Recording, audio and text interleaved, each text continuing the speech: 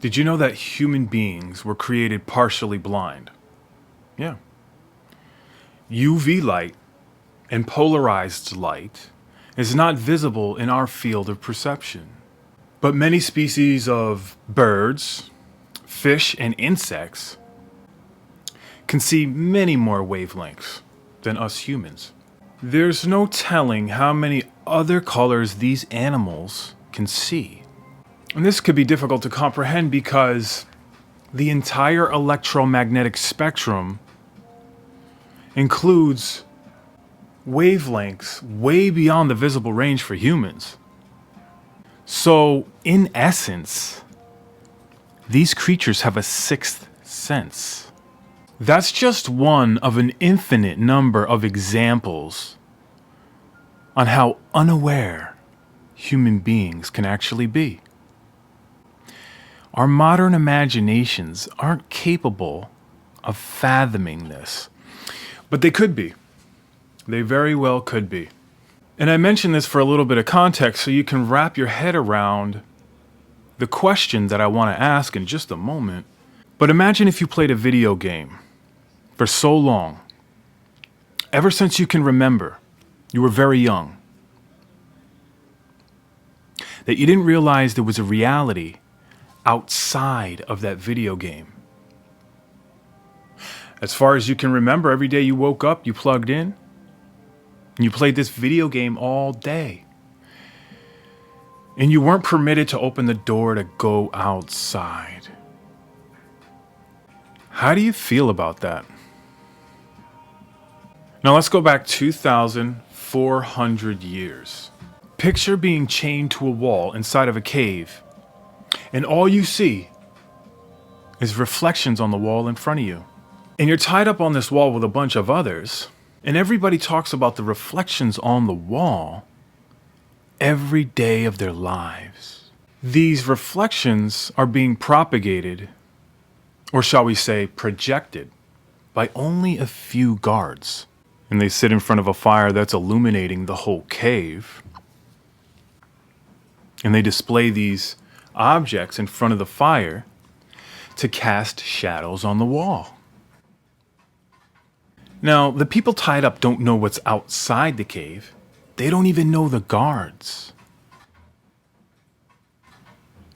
All they know is shadows on the wall. That's their reality. But say one of those prisoners gets a little courageous and gets curious and manages to escape. She tiptoes past the guards. And she realizes, she's like, wait a minute. The guards? You mean to tell me the guards are the ones responsible for these scenes going on the wall? Wow. Mind blown. What a paradigm shift. So once the illusion is shattered, it's quite shocking because she believed it for so long. But let's go further. It looks like there's light coming from the far end of the cave. So curiosity is going to bring her towards the light. She makes her way outside and she wants to see more. But the sun is so brilliant that she has to cover her eyes. It's too bright. When you're not used to it, it's too bright. But she can feel the fresh air and the breeze. And it awakens her senses. And after some time, her eyes do adjust. And for the first time, she witnesses the sublime.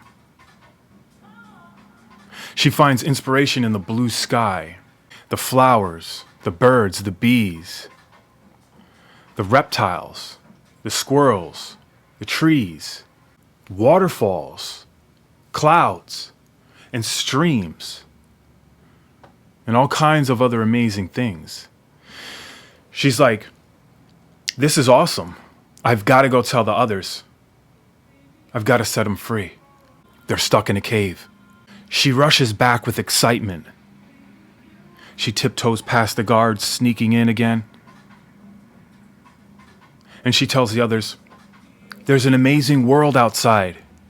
And oh yeah, those images on the wall are not real. They look at her with a blank stare on their faces and then point their fingers and laugh in her face. Some of them tell her she's crazy. And then they go back to whispering amongst themselves. This is Plato's allegory of the cave. And the paradox is, even though people reject the truth, there's something inside of us that can't stop trying to enlighten others once we've become enlightened. Or you could say, you know what? They want to stare at shadows tied to a wall all day?